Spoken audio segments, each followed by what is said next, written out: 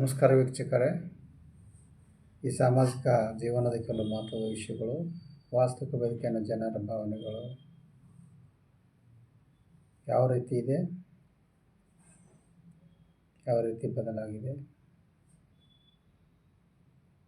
ಅಧ್ಯಾತ್ಮ ಕೆಲವು ಮಹತ್ವದ ವಿಷಯಗಳು, ವಿಚಾರಗಳು, ಆಲೋಚನೆಗಳು ಈ ವಿಡಿಯೋದಲ್ಲಿ ಹೇಳಿದ್ದೇನೆ. ಈ ಪ್ರಪಂಚದಲ್ಲಿ ಯಾರೂ ಸುಖ, ಶಾಂತಿ, ಸಂತೋಷ ಮತ್ತು ನೆಮ್ಮದಿಯಿಂದ ಜೀವನ ಮಾಡಿದವರಿಲ್ಲ. ಮತ್ತು ಕಷ್ಟ, ದುಃಖ, ದುಮ್ಮಾನ, ನೋವು ಅನುಭವಿಸದೇ ಇರುವರು ಯಾರೂ ಇಲ್ಲ. ಅಪಮಾನಗಳು, ನಿಂದನೆಗಳು, ಅವಮಾನಗಳು ಆಗಲಾರದೆ ಇರುವಂಥವ್ರು ಯಾರೂ ಇಲ್ಲ. ಈ ಭೂಮಿ ಮೇಲೆ ಹುಟ್ಟಿ ಬಂದ ಮೇಲೆ ಇವೆಲ್ಲವೂ ಅವನ ಜೀವನದ ಬುನಾದಿಯಾಗಿರುತ್ತವೆ. ಕಷ್ಟ ಮತ್ತು ಸುಖ ಇವು ಒಂದು ನಾಣ್ಯದ ಎರಡು ಮುಖ. ಕಷ್ಟ ಬಂದಾಗ ಕುಗ್ಗದೆ, ಸುಖ ಬಂದಾಗ ಹಿಗ್ಗದೆ ಜೀವನ ನಡೆಸಬೇಕು. ಸಿರಿತನ ಬಂದಾಗ ಶರಣನಂತೆ ಬಾಳು. ಯಾರಿಗೂ ತುಚ್ಛ, ಕನಿಷ್ಠ ಅಂತ ತಿಳಿದುಕೊಳ್ಳಬೇಡ. ಇದು ಸಿರಿತನ ಅನ್ನೋದು ಕೆಲವೇ ದಿನದ ಮಹಿಮಾನ ಇದ್ದ ಹಾಗೆ, ಕೆಲವೇ ದಿನದ ನೆಂಟರು ಇದ್ದ ಹಾಗೆ. ಸಮಯವು ಅದಕ್ಕಿಂತ ದೊಡ್ಡ ಶಕ್ತಿಶಾಲಿ, ಇದು ಅನ್ನೋದು ಮರೆಯಬೇಡ.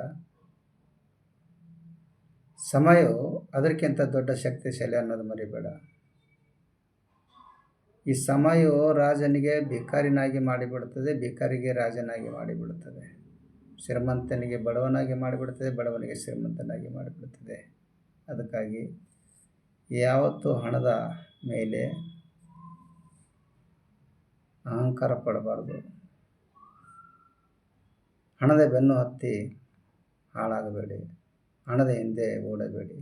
ಇದು ಯಾವತ್ತೂ ನೆಮ್ಮದಿ ಕೊಡಲ್ಲ, ನೆಮ್ಮದಿ ಹಾಳು ಮಾಡಿಬಿಡುತ್ತದೆ. ಸುಖ, ಶಾಂತಿ, ನೆಮ್ಮದಿಯಿಂದ ಕೂಡಿದ ಜೀವನವಾಗಿರಬೇಕು. ನೆಮ್ಮದಿ ಇಲ್ಲದ ಜೀವನ ಅದು ಜೀವನವೇ ಅಲ್ಲ. ನಿಮ್ಮ ಜೀವನವು ನೆಮ್ಮದಿಯಿಂದ ಇರಬೇಕೆಂದರೆ ನೀವು ನಿಮ್ಮ ಜೀವನದಲ್ಲಿ ನಿಮ್ಮ ಕರ್ಮ, ನಿಮ್ಮ ವಿಚಾರ, ನಿಮ್ಮ ಮನಸ್ಸು ಇವು ಯಾವತ್ತೂ ಚೆನ್ನಾಗಿರಬೇಕು. ಈ ಮನಸ್ಸು ಮಾತ್ರ ಸ್ವಚ್ಛವಾಗಿರಲಿ. ಬೇರೆಯವರಿಗೆ ಕಷ್ಟ ಕೊಟ್ಟು, ತೊಂದರೆ ಕೊಟ್ಟು ನೀನು ಎಷ್ಟು ದಿನಗಳವರೆಗೆ ಸುಖದಿಂದ ಇರುತ್ತೆ, ಎಷ್ಟು ದಿನಗಳವರೆಗೆ ನೆಮ್ಮದಿಯಿಂದ ಇರುತ್ತೆ.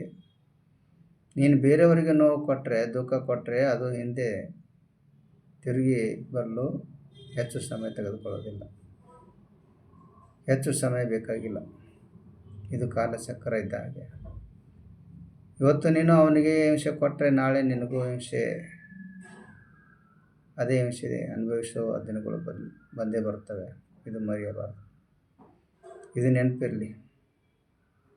भगवान के घर में देर है लेकिन अंधेर नहीं है.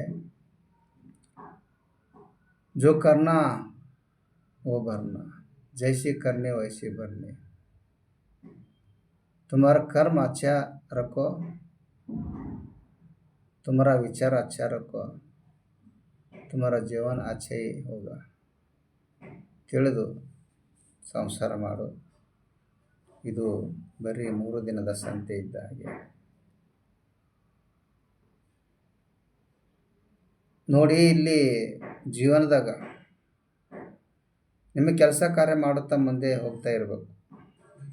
ಜೀವನ ನದಿಯ ಥರ ಇರಬೇಕು. ನೆಲೆ ಇಲ್ಲದ, ಬೆಲೆ ಇಲ್ಲದ ಜೀವನ ಆಗಿರಬಾರ್ದು. ಜೀವನಕ್ಕೆ ಬೆಲೆ ಬರಬೇಕಾದರೆ ಒಂದು ಕಡೆ ನೆಲೆಯಾಗಿ ಬದುಕು ಸಾಗಿಸಬೇಕು. ನದಿ ಹರಿಯುತ್ತಿರುತ್ತದೆ. ಆ ನದಿಯಲ್ಲಿ ಜನರು ಎಲೆ ತಿಂದು, ಗುಟ್ಕಾ ತಿಂದು ಉಗುಳುತ್ತಾರೆ. ಏನೆಲ್ಲ ಹೊಲಸು ಪದಾರ್ಥ ಹಾಕ್ತಾರ, ಹೀಗೆಲ್ಲ ಮಾಡ್ತಾರಂತ ನದಿ ಉಕ್ಕಿಲ್ಲ, ಸೊಕ್ಕಿಲ್ಲ. ಬಾಯಲ್ಲಿ ಹಾಕಿಕೊಂಡು ಉಗುಳಿದ್ದಾರೆ ಅಂತ ಬತ್ತಿಲ್ಲ, ಹತ್ತಿಲ್ಲ. ಸುಮ್ಮನೆ ಹರಿದು ಸಮುದ್ರ ಸೇರ್ತದೆ. ಹಾಗೇ ಈ ಮನುಷ್ಯನು ಬದುಕು ನಡೆಸಬೇಕು. ಇದುವೇ ಜೀವನ. ಜೀವನ ಅಂದಮೇಲೆ ಹೆಚ್ಚು ಕಡಿಮೆ ಆಗುತ್ತಿರುತ್ತವೆ. ಯಾವಾಗ ಸುಖ, ಯಾವಾಗ ದುಃಖ, ಕಷ್ಟಗಳು, ಸನ್ಮಾನಗಳು, ಅವಮಾನಗಳು, ಅಪಮಾನಗಳು, ವೈರಿಗಳ ಚುಚ್ಚು ಮಾತುಗಳು ಎಲ್ಲವೂ ಬರುತ್ತಿರುತ್ತವೆ. ಇದರ ಮಧ್ಯೆ ಸೋಲುಗಳ ಮಧ್ಯೆ, ಅವಮಾನಗಳ ಮಧ್ಯೆ, ನೋವುಗಳ ಮಧ್ಯೆ ಒಂದು ಸೊಗಸಾದ ಜೀವನ ಕಟ್ಟುವುದು ಅಷ್ಟೇ. ಅಪಮಾನಗಳು ಬರ್ತವೆ, ನಿಂದೆಯ ಮಾತುಗಳು ಬರ್ತವೆ, ಸಹಿಸಿಕೊಳ್ಳಬೇಕಾಗುತ್ತದೆ. ಇಲ್ಲಿ ಜನರು ಜಾಲಿಗಡಿಕೆ ಯಾರಾದರೂ ಕಲ್ಲು ಹೊಡಿತಾರೇನೋ, ಮಾವಿನ ಮರಕ್ಕೆ ಕಲ್ಲು ಹೊಡೆಯೋದು. ಇಲ್ಲಿ ನಾವು ಅರ್ಥ ಮಾಡಿಕೊಳ್ಳಬೇಕು, ತಿಳಿದುಕೊಳ್ಳಬೇಕು. ನಮಗೆ ಜನರು ಯಾವಾಗ ಬೈಯುತ್ತಾರೆ ಅಂದರೆ ಮಾವಿನ ಮರ ಅಂತ ತಿಳಿದುಕೊಳ್ಬೇಕು, ಜಾಲಿಗಿಡ ಅಂತಲ್ಲ. ನೋವಿನ ಮಧ್ಯೆ, ಅಪಮಾನ ಮಧ್ಯೆ, ಸೋಲಿನ ಮಧ್ಯೆ ಜೀವನ ಕಟ್ಟಿಕೊಳ್ಳುವುದು ಇದೇ ಜೀವನ. ಅಕ್ಕಿಜೋಳ ಸ್ವಚ್ಛ ಮಾಡುವಾಗ ಅದರಲ್ಲಿ ಕಸ, ಕಡ್ಡಿಗಳು, ಕಲ್ಲು, ಮಣ್ಣು ಎಲ್ಲವೂ ಬರ್ತವೆ. ಅದನ್ನು ಹೊರಗೆ ಹಾಕುತ್ತಾರೆ. ಹಾಗೆ ಕೆಲವೊಂದು ಜೀವನಕ್ಕೆ ಬರಲಾರಂಥ ನಮ್ಮ ತಲೆಯಿಂದ ತೆಗೆದು, ಹಾಗೆ ಕೆಲವೊಂದು ಜೀವನಕ್ಕೆ ಬರೋಂಥವು ಅವುಗಳನ್ನು ನಮ್ಮ ತಲೆಯಿಂದ ತೆಗೆದು ಹಾಕಬೇಕು. ಜೀವನದಲ್ಲಿ ಕೆಟ್ಟ ವಿಚಾರಗಳನ್ನು ತಲೆಯಿಂದ ತೆಗೆದುಹಾಕಿ ಒಳ್ಳೆಯ ವಿಚಾರಗಳನ್ನು ಅಳವಡಿಸಿಕೊಳ್ಳಿ.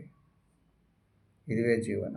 ಪ್ರಪಂಚದಲ್ಲಿ ಯಾರೂ ಸುಖ, ಸಂತೋಷ, ನೆಮ್ಮದಿಯಿಂದ ಸಂಸಾರ ಮಾಡಿದವರಲ್ಲ. ಪ್ರತಿಯೊಬ್ಬರಿಗೂ ಒಂದೊಂದು ರೀತಿಯ ಕಷ್ಟಗಳು ಇವು ಇದ್ದೇ ಇರುತ್ತವೆ.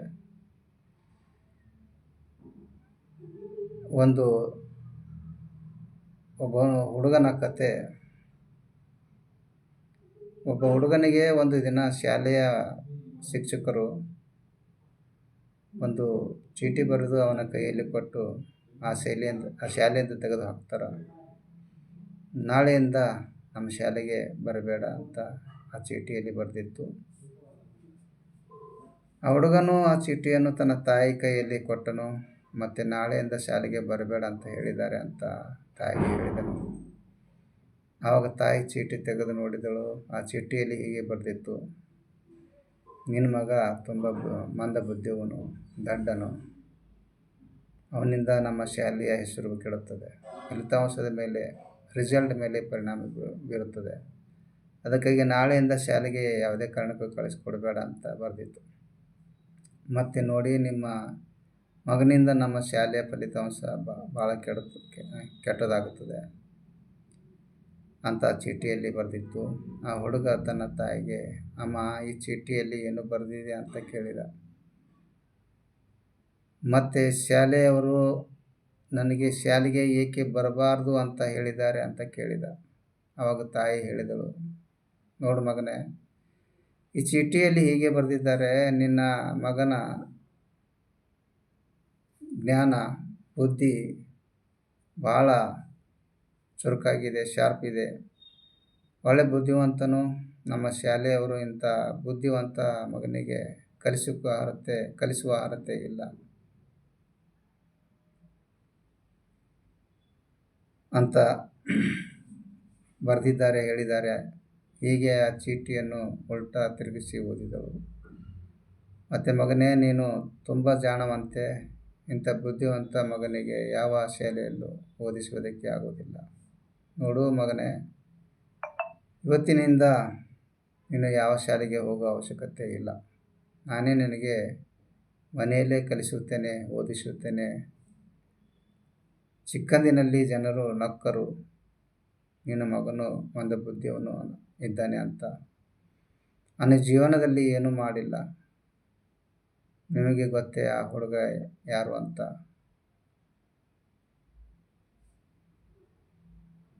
ಆ ಮಂದಬುದ್ಧ ಹುಡುಗನೇ ಈ ಪ್ರಪಂಚಕ್ಕೆ ಬೆಳಕು ಕೊಟ್ಟಿದ್ದಾನೆ. ಅವನೇ ಥಾಮಸ್ ಅಲ್ವಾ ಎಡಿಸನ್. ಈ ಪ್ರಪಂಚಕ್ಕೆ ಬೆಳಕು ಕೊಟ್ಟಿದ್ದಾನೆ, ಬಲ್ಬ್ ಕೊಟ್ಟನು. ಇದು 1879ರಲ್ಲಿ ಕಂಡುಹಿಡಿದು ಜಗತ್ತಿಗೆ ಬೆಳಕಾಗಿ ನಿಂತನು, ಬೆಳಕು ಕೊಟ್ಟನು. ಈ ಜಗತ್ತಿಗೆ ಒಬ್ಬ ದೊಡ್ಡ ಸೈಂಟಿಸ್ಟ್ ಆದನು. ಈ ವಿಡಿಯೋ ಇಷ್ಟ ಆದರೆ ಲೈಕ್ ಮಾಡಿ, ಶೇರ್ ಮಾಡಿ, ಸಬ್ಸ್ಕ್ರೈಬ್ ಮಾಡಿ. ಧನ್ಯವಾದಗಳು.